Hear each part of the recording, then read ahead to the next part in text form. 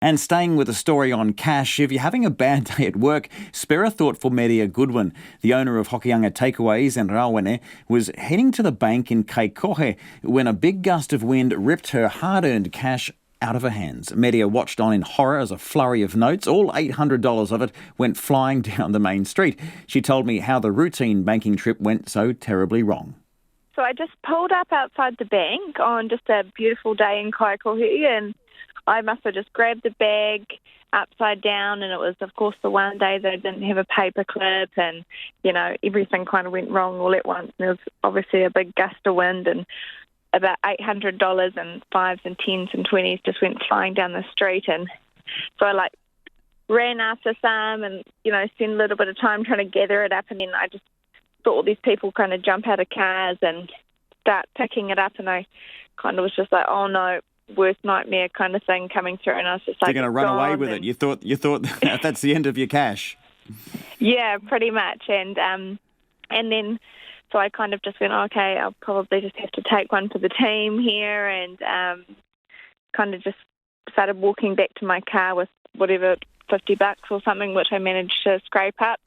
And then these three people, older lady and a young fella, and then a little girl came up behind me, all with massive handfuls of money, and gave it to me, and I was kind of holding it like big scrunched up pile of money, and ended up getting into the bank, and I was just like, oh, it would have been hilarious to watch on camera. But I got to the teller and had my check with said $800, and it was just nerve-wracking watching the lady count the money, and she was doing it out loud, so we were going, oh, and then we got there and we were $10 over.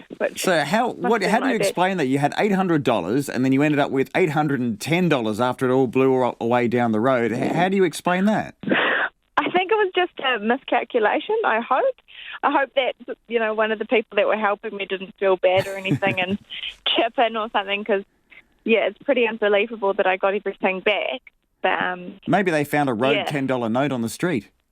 Yeah, maybe. Maybe it was my unlucky day. Wow. And what led you to suspect that they were all going to run away with it? Were you a bit suspicious of the people of Kaikohe, were you?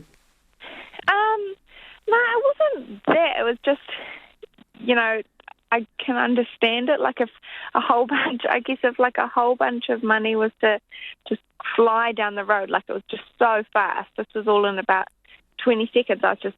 There was no way that I was going to get it.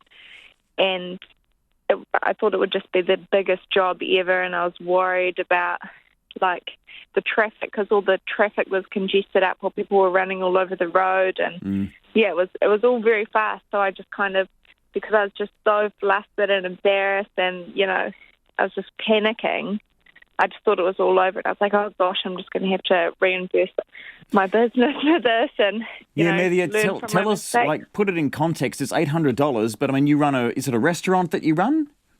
I run a takeaway shop in Rawene. And so tell us, in a sense, how much work it takes, how long it would have taken to earn that. Oh, just, not that much, but it's still a lot of money. It's still a big bill for us, or, we're just a small business. So every dollar counts, and I'm sure most small business owners would, agree.